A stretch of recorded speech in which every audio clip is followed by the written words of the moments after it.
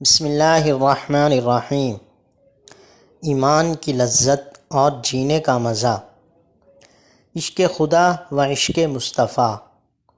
حضرت انس رضی اللہ تعالیٰ عنہ سے روایت ہے کہ رسول اللہ صلی اللہ علیہ وآلہ وسلم نے ارشاد فرمایا، ایمان کی لذت صرف اسی کو نصیب ہوگی جس میں 3 باتیں پائی جائیں۔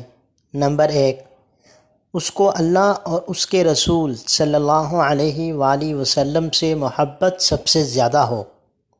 نمبر 2، جس سے بھی محبت کرے صرف اللہ کے لیے کرے۔ نمبر 3، کفر کی طرف لوٹنے سے اسے اتنی نفرت ہو جتنی آگ میں ڈالے جانے سے ہوتی ہے۔